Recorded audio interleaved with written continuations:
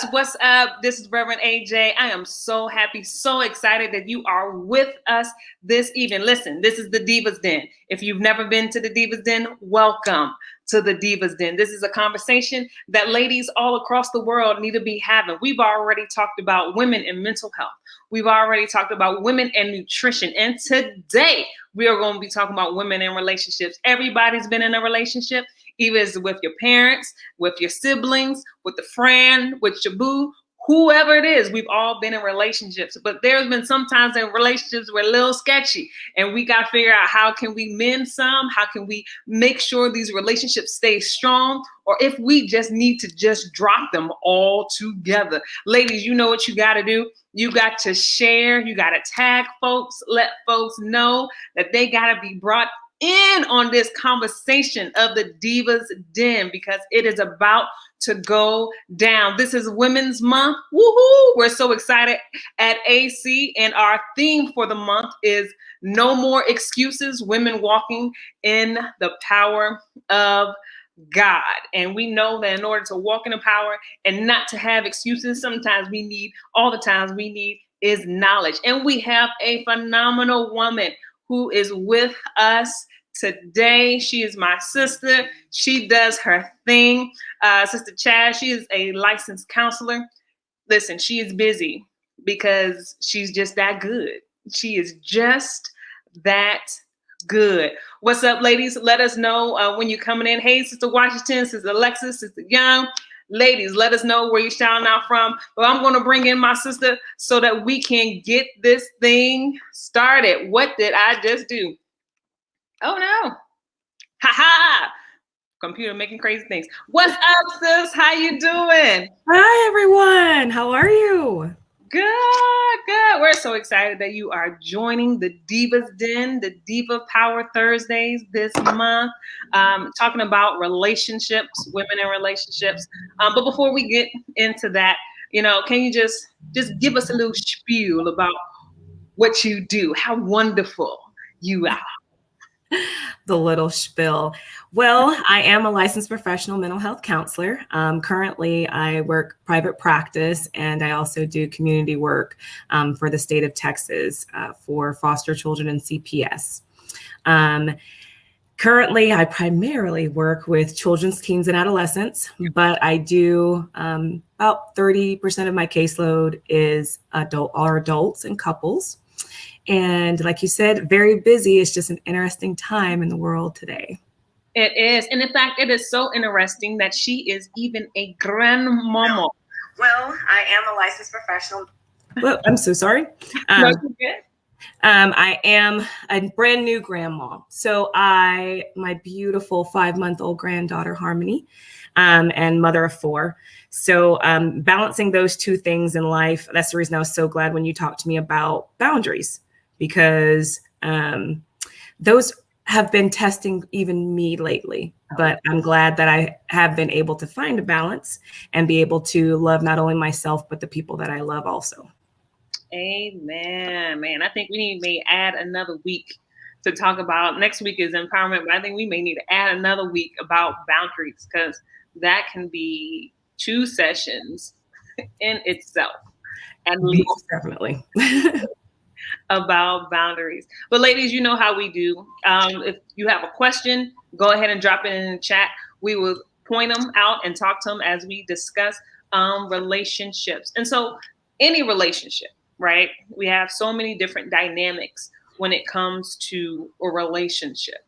Parent, with your siblings, with your spouse, with your boo, with your colleagues, so many different relationships that we have and dynamics. And so let's just set the boundary real quick. So what is a healthy relationship just amongst like friends? Or, well, no, just what's a healthy relationship? So I think a healthy relationship depends on the individual. No one can really assume what is best for you. Only you can do that. So I like to, when I explain to people about boundaries, I like to say that it's just like your own personal pie. Each slice is something that you require to make you whole, to make you happy, to make you, give you a better sense of self. So you'll have, your spiritual, religious friends, you'll have your family members, you'll have relationships, you'll have those colleagues if you have that within something that you feel like you need for fulfillment. But it's whatever makes you whole and happy, something that you don't have to question about your happiness. So it sounds like you're talking about standards. Like, what are the standards that someone has within a relationship? And so when we look at a pie, though, what happens when we sacrifice a slice? I'm glad you said that, because when you were saying standards, sometimes people feel like they have to give up a portion of themselves to be accepted, or to fulfill someone else's obligation or their actual standard of you.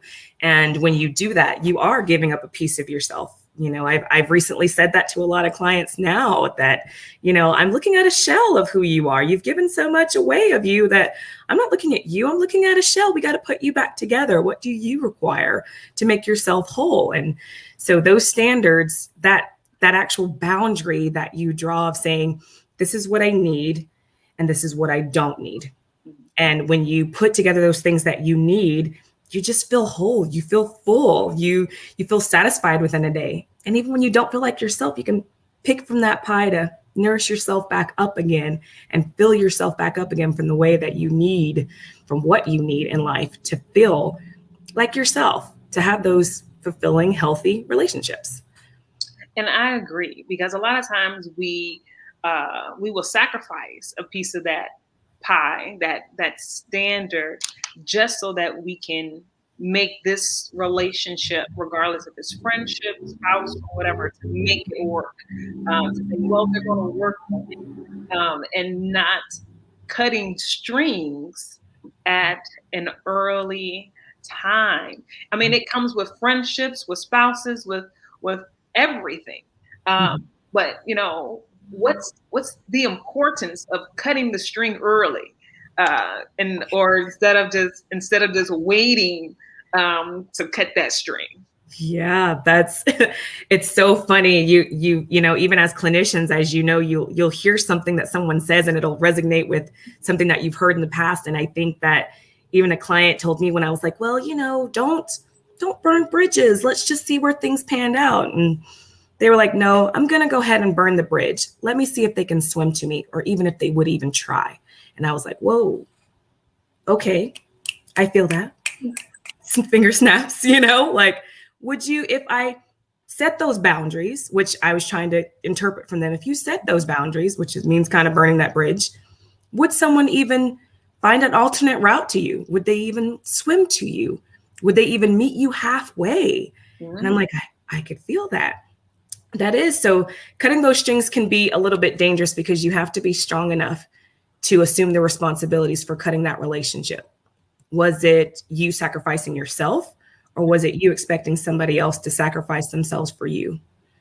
And that's important, especially when it comes with friendship, well, mainly with like friendship and spouse. Me always giving everything. If I pull back a little bit, how much are you going to meet me halfway? And when we talk about this pie, and not everybody fitting into the wholeness of my pie, is it okay to have multiple friends that I connect with differently? Mm-hmm. So yes. I have more than one friend. And you do, you have, even when I try to develop like person-centered treatment planning, and I say, okay, what do you require? Who is that you have in your life? What relationships do you have that fit that specific mold? So if someone's really kind of going through a tough time right now, and, it's not at a specific hour that they're going through it, it may be at a late hour. Do you have that friend that you can call at a late hour that would pick up the phone? Oh yeah, that's so-and-so. Okay, so that's a piece of our pie. And then I like to go out and, go fishing. I like to go fishing sometimes. Okay. Do you like to go fishing with people? Do you have a buddy that you can go fishing with? Okay, that's another piece of that pie, and then you have the nurturing mother. Even if it's not an actual family member, you may have a mother figure. I know sometimes in our culture, We have individuals that we'll call our cousin or our mom or our aunt, and they're not blood relatives, but they're so close that we refer to them as those individuals. They fit into that pie because you have that family nurturing figure and anything spiritual or religious to make you feel lifted and less weighed down, because those are coping skills that everyone needs of some type of spirituality or religion. It's good mindfulness for you. It fills you up and lifts that burden off. So you have that in your pie. Like, those relationships can be multifaceted. They can be anything from a loved one, from a friend, to a colleague. Even right now, like still in my doctoral program, you know, I've colleagues that have finished that I now call doctor. They're definitely in that pie for me. Like, reach out to me because I'm reading and writing till I'm blue in the face, so anything that fits into your mold of your life. So yeah, definitely very different flavors. Right. And so it's okay. Working in the middle school, kids think that my one friend has to be my everything. We have to connect on this level and that level and this level, and trying to explain to them, well, they don't have to connect on all levels. You can find another friend to connect on a different level that they're unable to relate to. I have ministry friends. I have ministry and they're in ministry with their husbands. And so I have that group. And then I have my childhood friends. I have that group, because they may not be able to understand what it is to be in this position that I'm in. And so instead of trying to beat them over the head, trying to make them understand, let me just go to somebody who I know is already walking in it. Exactly. Who can feel my pain, who can understand my woes, and we can just go ahead and do it. So ladies, listen, it's okay to have multiple healthy friends that are going to help feed into who you are, right? But let's look at that, Chaz, because I can't have multiple spouses. Nope. That's been that's also been like a trend of conversations where I'll get pushback because I'll use certain narratives and people will take to heart things that I truly didn't mean. Like when you say like a work husband, that'll hit people differently sometimes. And in my mind, I was just thinking like a close male friend that you have at work that, checks in on you and makes sure you're okay. And people will be like, oh no work husbands, no one that close. That's a boundary we're not going to cross. Okay. So yeah, it's different for different people. It's depending on their level of tolerance. So for our ladies who are married, having that actual conversation with your spouse of how their comfort level and respecting them, and how they feel about you having friends of the opposite sex. Is it a friend that you've had for a long time? Is it a colleague? And is it someone that you just met? So yeah, those can be different types of boundaries. Like you said, that conversation can go really long. Those are different types of boundaries. But no, you can't have a husband, but what are those characteristics of a husband? So I know my husband is strong and protective. So you always want to feel strong and protected and safe around individuals. So if you need that particular person outside of your spouse, they can have those characteristics and they don't necessarily have to be a male.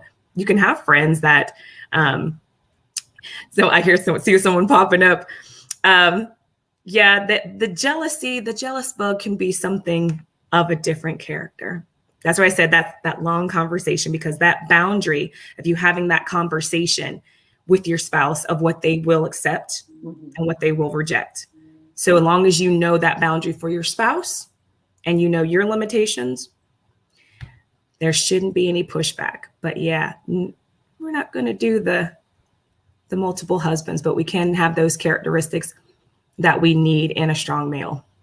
So let's talk about that a little bit. And so with not even just a husband or spouse, but even somebody who's just dating, and he may feel as if I'm spending too much time with my girlfriends. It may not even be a male figure.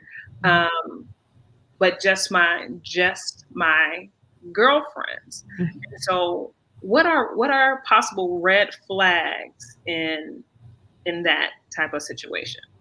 So the red flags can be anything from communication, trust. You've got times where a person can have something from their past that kind of creeps up on them to make them feel a little bit insecure about the relationships you have with others. And sometimes, you may not even see it coming. That's the reason why when I work with couples or individuals who seem to be having troubles in relationships, I'll dig all the way back to childhood. I'll ask that question of, hey, so who was in your household growing up and what was it like? If you have an individual who may have grown up in a single parent household, was raised by all women, was raised in, a household with a mom and dad, but dad didn't give them a word in edgewise and mom was pretty much trying to make dad happy, they can feel kind of neglected. So then you pull that forward in the relationship that they're in now, they want to make sure that they're heard. If dad never gave them a voice, they want to feel heard. And if mom never gave them that nurturing feeling like he was involved as a man in the house just as much as dad, he's going to want to be demanding in that household too. So now you have that relationship where they're trying to justify their present from their past. They're pulling all that, I hate to call it, luggage, that baggage forward. But they're pulling that baggage forward into their current relationships. So when you divulge that information out in therapy, shameless plug, when you divulge that information out in therapy, you're letting them know, hey, so what about these things make you feel uncomfortable? How can we lay these things out to make you feel more open to communicate with your spouse or your partner or your friend so that you don't feel so defensive? Bringing up things, letting yourself be vulnerable in relationships of people that you care about is really important, because once they know that background information, they can support you better and be that healthy relationship that you need. Right. And I'll even flip the script that sometimes it's not the male, it's us. Mm-hmm. Because of our past relationships, things that we have yet to overcome. Mm-hmm. We've gotten over the person, but we haven't gotten over the act. Mm-hmm. And so everything becomes a trigger. And so we have trust issues and we have different issues that are going on, and we become jealous because, why are you spending time there? Or, we're checking our phone constantly, or we're mm-hmm. calling them constantly to get a checkup on them. And so when situations like this arise, like Chaz says, like, it's good to gotta check in. And you can't just check in with mom and them. You can't, and here's the reason why you can't check in with mom and them. Here's the reason why you can't check in with mom and them. My mother was talking to a family member, and they're going through something. And so, yes, spiritually, she was there for them. But at the same time, I was like, Mom, did you ask this question? She was like, no. Well, did you ask this question? So I said, okay, so if I was talking to them, these are the questions that I would have asked based upon just what you told me to find out what the issues are. And so we think a little differently. we as counselors, we think a little differently. And it's okay. It's okay to check in with somebody. It's okay to go to a counselor if nothing major, nobody's emotionally bleeding, nobody, there's no major issue going on. It's good to check in. It's okay to check in, but both people have to work at it, don't they, Chaz? Oh my gosh, yeah. So yeah, even those little small exercises that I do with either couples or even friends or partners of that speaker listener technique is gold. You have to, and that speaker listener is really good on boundaries as well. That way you're real quick. I know. So some people may not know what that is. Can you just tell them just a quick example of what that is? So speaker listener technique is a way for individuals to learn how to communicate better without assuming or putting in their own ideals into that other person. So there's rules of engagement, veteran terminology. There's rules of engagement to that speaker listener technique. When the speaker talks, they have the floor. You are just there to listen. Now, the speaker also can only refer to them, only the issue that they're going through. And when they speak, it has to be a short narrative. It has to be short because the listener is listening to paraphrase. Mm-hmm. Once you have spoken about what you are going through, no you statements, you always, you never, you don't understand, you're doing this because, no, it's only I, and I feel. Right. So then when it goes over to the listener, you paraphrase. And the way that you paraphrase is by saying, what I'm hearing you say is, and you just say exactly what the speaker has said to you. Mm-hmm. Now I flip that on its head again with my clients, because you will not mention the past, you will not assume, and you won't use below the belt statements, things that is going to really poke the bear and get underneath that person's skin when you're talking to them. Because most of the time when we're doing speaker listener, it's not to ask them to pass the roles at the table. It's because someone said something to really get up underneath your skin. So yeah, speaker listener is a really great technique for people for communication, so that you're not just being heard, you're being listened to. Mm-hmm. Yeah, it's very, very, very, very, very, very, very, very, very important when it comes to any type of relationship, because a lot of times we, especially as women, mm-hmm. we listen to respond, and as we listen to respond, we hear the one thing that we're going to respond to, then everything else is wah, wah, wah, wah, wah. And we may chime back in with selfish, the word selfish, and we're like, what?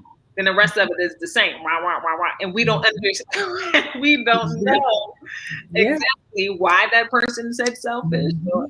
Because all we heard is the key words that were triggers to us. Yep. And that we're ready to explode, mm-hmm. and just shaking our leg because I just need to get this word in, mm-hmm. once you get done.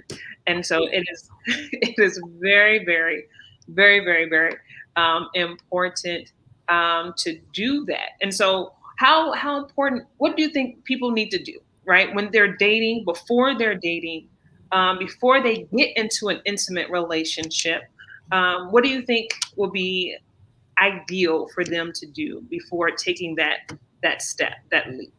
Yeah. So, I mean, it's never too soon for counseling, because people have this really bad stigma and assumption, again, shameless plug on not just counseling, but my dissertation, that stigma and that self-concealment that, they'll be judged, that something will be brought up from their past in which that'll be like the whole view of them. Now, you'll lose maybe the facade that you presented for that person, and that things will change. But no, you want people to love you for who you are. They want to appreciate you for who you are. So going to counseling for just communication, or being able to be comfortable with giving up the I for a we. And that's another big portion of that I introduce, when I see clients or couples is, now that you're in a relationship, or, that you're about to get married, are you ready to let go of the single you? Because now you've gone from being in the household with mom and dad, mm-hmm. to, being this adolescent who still had to kind of follow direction and find your way. And now you were single and you finally had, the say-so of wants and needs, but now you're going into another relationship again where it's not just about you. So are you ready to give up the single you? Are you ready to compromise on things to be part of a partnership, and not just dig your heels in the sand and say, I shouldn't have to give up that. I shouldn't have to feel that. And you shouldn't have to feel that way. I don't know why you feel that way, and not should on people, but be able to give up the I for we. Right. And that self-reflection is so important, because we can rush into something that we're not even ready for. And it's funny, I was talking to my mom, that already my son is in the 6th grade, and I'm already having relationships with him about mental health. Listen, It's a serious thing. I tell him already. It's like, if she's happy one minute and she's extremely mad the next, she may not be the one. If she's really clingy, she may not be the one. And got some unpacking to do. Right. Just start doing that. And so, and we have to unpack for ourselves and do a self-reflection. Am I ready? Am I ready for it? And I think a lot of times why we have divorces is because we have gunshot weddings. We have gunshot relationships, something that is so quick. We get out of one relationship and then we get into another just because we don't like the sound of my own voice in an empty house. Being alone. Yep. You hit the nail on the head right there, sis, because that being alone and that's where as clinicians, again, we turn that on them and be like, why wouldn't you want to be alone with you? If you were in a room alone with you, what would that be like? If you were with you, what would that look and sound like? Why don't you want to be alone? So that, just like you said, that self-reflection of knowing who you are and your wants and needs and your boundaries, and then introducing a partner into your life is really key on being able to have sound, solid relationships. And that's even with, just friends, even us as females, like, we shouldn't have to be something that we're not.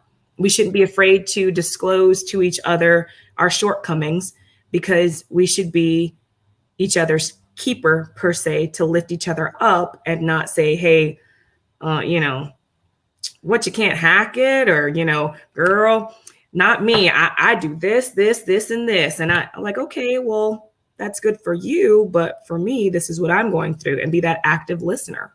Right. Exactly. Brooke says, not to mention the hurt we carry from one relationship to the next. So Chaz, I don't know if you know. So before this month, Divas Power, we do women's Bible study, and we take movies and we hack down movies, and we talk about biblical principles and just moral principles. And so we're on Girls Trip. The movie's Girls Trip. And so we got into the scene where Lisa, Jada Pinkett, was ziplining from one building to the next. Yeah. And the revelation from that scene was, when we don't take care of what we need to take care of on the front end. Yep. When we don't do, and if our body, if our mental status, if our spirit is telling us to take care of this on this one end, us trying to get to the other end, we're going to end up spraying everybody in between. Exactly. Everyone in our path. Anyone in our path. Yes. Sprayed everybody. Yes. So it's so important. But you mentioned a great thing of, before we can have a relationship with somebody else, be it mom, sibling, friend, somebody who I'm dating, thinking about dating, or someone whom I'm married to, what does that relationship look like with yourself? Yep. That personal, that self-reflection is something in the, the counseling arena that you'll be able to unfold that whole peeling an onion, those layers back, to say, okay, this is the part of me I don't like, and this is why. And if it's something that you want to change, then so be it. But sometimes people don't like things that I'll give them a little bit pushback with, because I'm like, okay, that may be something you may want to stick in your pocket, but not throw away. And what are the things that you like? And would you ever sacrifice those things that you like about yourself at the expense of someone else's approval or gratification? Being able to peel back those things and reflect on who you are and fall in love with yourself. That's huge. I love that I was able to do that for my daughters, because I wanted to produce, strong, beautiful women, divas that love themselves first before they put themselves out there to someone else. That way they say, okay, you're stepping into my arena. And even though I love unconditionally, I love me first. Yeah. And that is so important, and definitely teaching that especially beginning at a young age, because a lot of, sad to say, majority of our youth, they don't get that. Yeah. They don't get what it means to love yourself. And there are so many kids, especially within um, the middle school. I'm speaking from middle school because I'm at a middle school. That I asked them, who's important to you, about them being their own advocate for themselves, speaking up for themselves, and loving themselves. And a lot of times they don't. No. They don't have that, and so they try to fill in that gap, that piece of the pie that should be whole within themselves. They try to find substitutes. Yep. And that falls right back into that arena of building that pie of things that you require and not that what someone else requires. So when they're able to kind of let go of the self-esteem and that self-loathing, persona that they have at the middle school and high school level, of saying, wanting to be accepted. So you change who you are just so you can be accepted. Just like I said, that shell of a person, you've now given away so much, you're not even who you really are. So let's put those things back together by finding not just people of like minds, but people who are unconditional in their perspective of you and how they view you and how they treat you. Yeah, and I think our nurturing, I understand bone makes excuses for people to not own up to our boundaries and not own up to our standards, because we're, in a sense, mommying them that, I understand they're building, you're going to be okay, we'll get through it. But we see the red flags before, but we just say, well, it's going to be all right. Well, I've asked somebody before, weren't these situations there before you got married? Yeah. Did you think that they would change? Because, yeah, exactly. So loving that person unconditionally means just that. It doesn't mean that they're going to go away or that you can change them. It just means you're going to love them for who they are and who they are going to be, but not who they were. Right. Yeah, definitely. So what is the difference, right? What is the difference between making a boundary and then making a sacrifice? And the reason why I asked that question is because when we have relationships, if my spouse's love language is affection and mine isn't affection, mine may be quality time, but you don't have to touch me. And so just what is the difference between a boundary then and then a sacrifice? Because I think sometimes we get those skewed, and we make sacrifices for our boundaries, and it ends up not being a good picture. No, it's not, because boundaries are things that you set for the betterment of you, and not just to go out to cut something out from your life completely, or making that sacrifice of saying, well, I guess I really didn't need that anyway.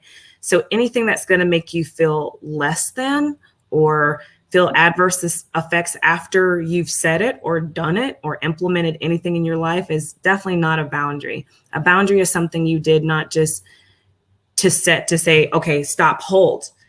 It's something that you set for the betterment of you. So I think people, when they think boundaries, they think of cutting someone off, sacrificing, pushing, separating from. And no, boundaries, in fact, pull people closer to you, because now you've set the tone for what you need and what you want. You've set that boundary. These are my needs. These are my wants. This is who I am. Love me the way that I am. I've come to you as I am. Accept me.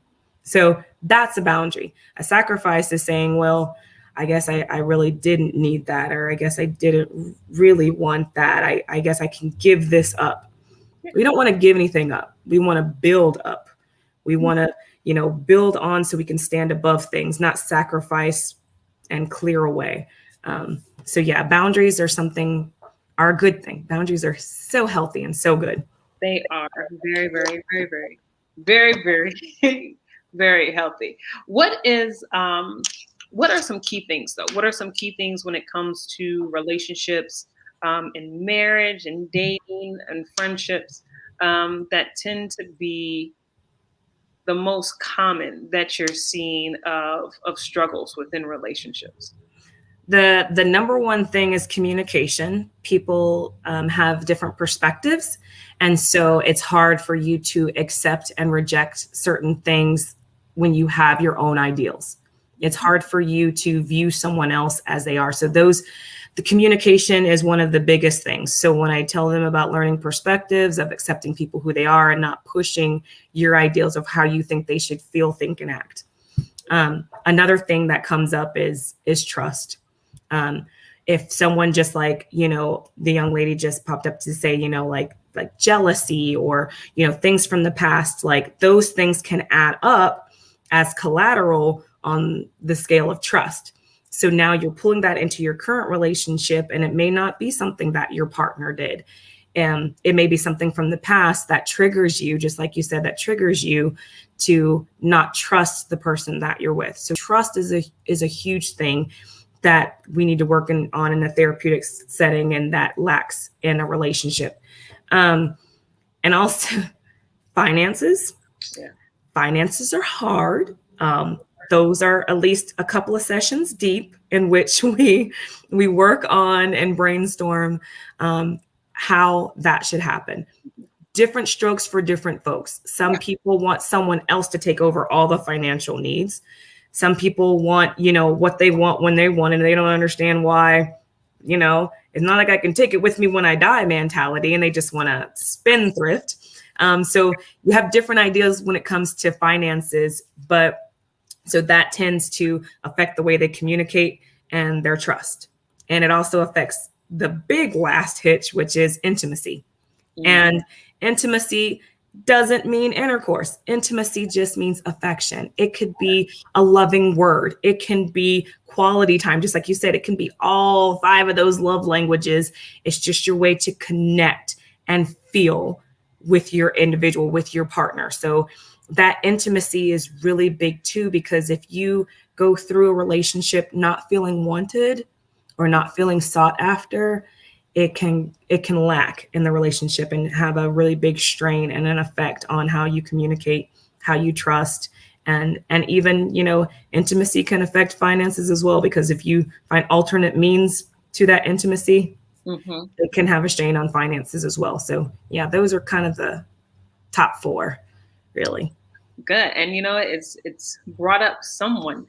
So can a person lose attraction for a person because of their depression?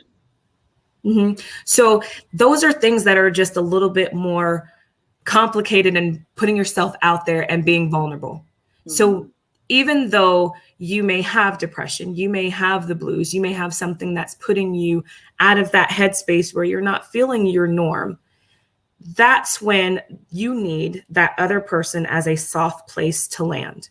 You need to know that you can trust them, that you can communicate with them, and that you're still going to have your intimate partner. You're still going to have that soft place to land, even though you're in that headspace, because what's going to help you get out of that depression, or what's going to help you at least become stable, is that you have support, you have healthy relationships, and you've set healthy boundaries. Yes. And they said, will the attraction after depression, I guess having attraction after depression, if you can clarify that up.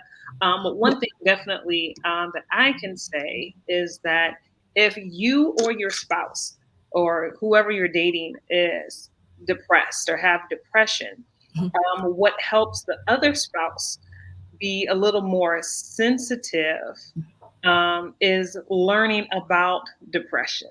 Mm-hmm. Learning about depression and why that person is depressed. Mm-hmm. And then both of you working on it. Okay, they clarified. They said, will the attraction come back after depression? Mm-hmm. It sure will. It's going to come back in the form of almost like a phoenix rising from the ashes, because now you've seen yourself outside at your worst, and you're kind of burning that down to the point where you're like, okay, this is what I don't want. This is what I don't want. This is what I don't want. And usually people who get to kind of that low are just like, okay, something's got to give. Something's got to change. And if you have that loved one in your life, they're going to see that change, and they're going to see that transition, and they're going to have been with you through that journey. So now you come up anew, and that person is going to love you even more for it, because they're like, look at there, you can make it through anything. You can make it through any storm. And I've been here right by your side the whole time to see you through it. So yes, definitely. You do love a person after depression. You don't sit here and say, whew, that was exhausting. And so were you. Bye. And that is great. And I'm glad they mentioned that, because with any situation, right? If it's mental, or if it's physically can't produce or do what they used to do before, whatever the condition is, as long as you are having some type of education of why they are that way, what it is, go to the doctor with them, hear what the doctor is saying, so you can ask questions. Make sure that you are, you both are working on it together. But that this is something that does not change overnight. You're going to have to give it time. And just because Monique bounced from her depression in 2 months or a year doesn't mean Tiffany is going to take her that same time. So you got to give it time. And he says the girl I was dating is depressed, and she was pushing me away. Of course, because what were you pushing her with? You were pushing her with what she felt like she couldn't even give herself. So that's the big part in, with learning about depression. Once you have that education and that narrative of what it is, and putting a face with it and what it looks like and what it sounds like, now you can remind them as a loved one of who they were, things that they used to enjoy, things that they could still enjoy. And let them know that even though you're not feeling this love for yourself, or you're not even, feeling like you're even worth it, I do. I feel like you're worth it, and I'm still here for you.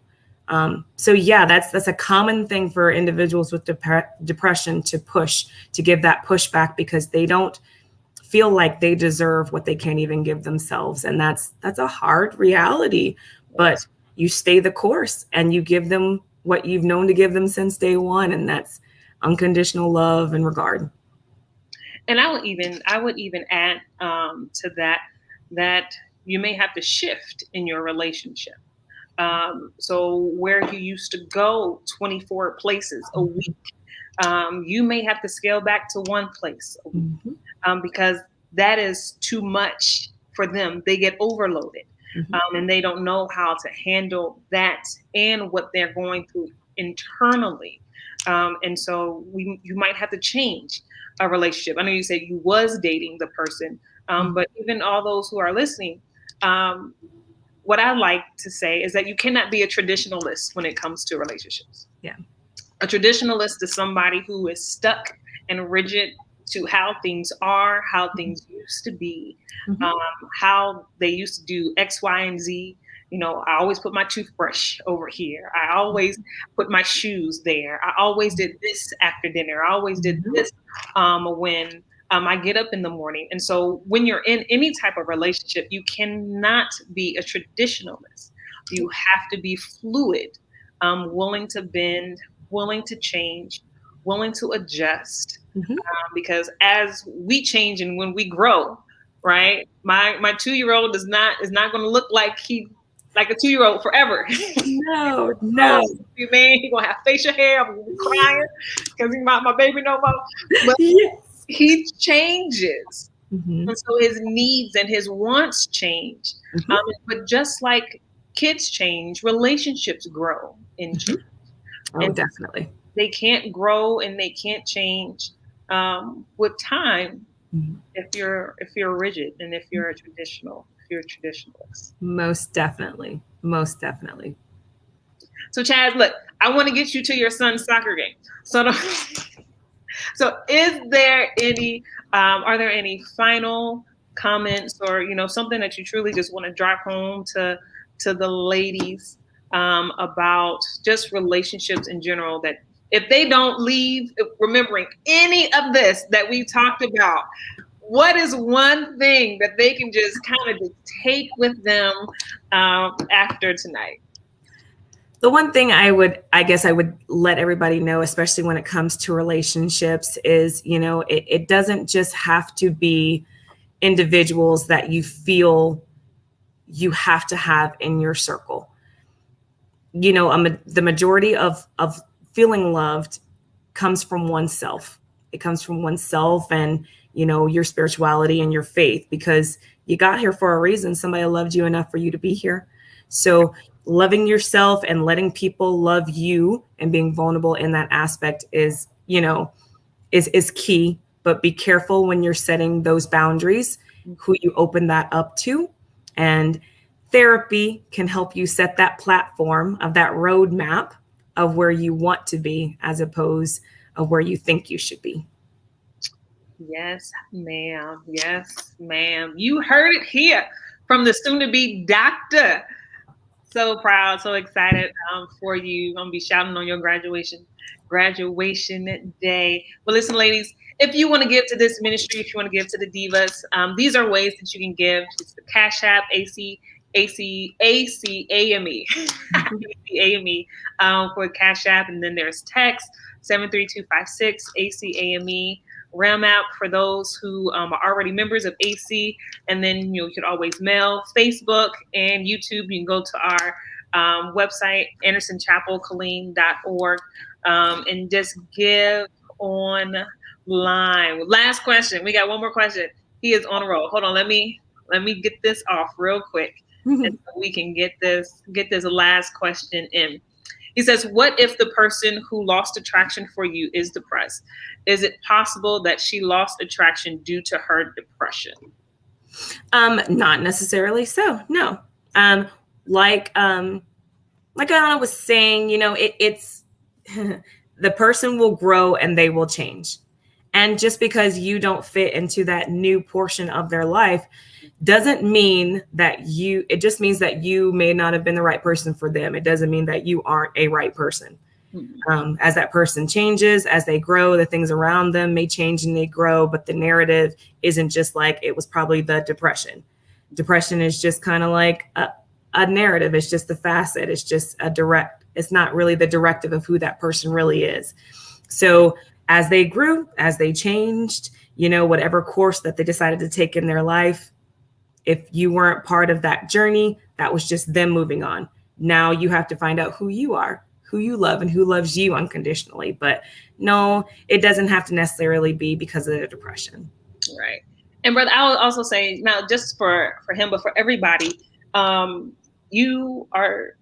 think a lot of times that you are the reason why another person does not want to be with you. If a relationship goes sour. Now, sometimes it is something that we did, and then sometimes it's not. And so a lot of times we have to kind of filter through all of that, right? Like what is actually taking place, what actually took place in the relationship. Does this mean I'm a bad person? Am I ever going to be loved? Nobody loves me anymore. I can never be in another relationship because I truly, truly love that person. But that person may not have truly, truly loved you. Just truly loved you. Not truly, truly loved you. And so, it's okay to get a check-in with somebody that if you cannot pay for counseling. You can also, if you have health insurance, check with your health insurance to see who's covered under your health insurance. You can go to a minister, but also it's okay to ask the background of the minister. Do you counsel people? Have you ever counseled people? How long have you counseled people? What type of background do you have? So, I know they're a minister, but it's okay to ask them those questions as well. Or, hey, can you just guide me to call 411 and see who you can get as well. There are a whole bunch of resources out there for you So get it. And it doesn't have to be because the house is burning down. Yeah. House could be completely fine. Yep. Just go get checked in every now and then. Yep. They just needed a new change of environment. That's all. That's it. That's it. Doesn't mean anything is wrong with you. Nope. Sis, thank you. You're welcome. It's so great to see you. Yes, I love you. I love you. I've missed you. So We're going to have to hook up. Ladies, listen, next Thursday is our last Thursday for our Diva Power Thursdays, where we're talking about empowerment. We're going to end this month on empowerment. There have been some great discussions. We're going to have to do this a little more often. I love it. I love it. But listen, this is Reverend AJ. I got Chaz with me. Awesome woman, about to be a doctor. Listen, AC, I love you to life, never to death.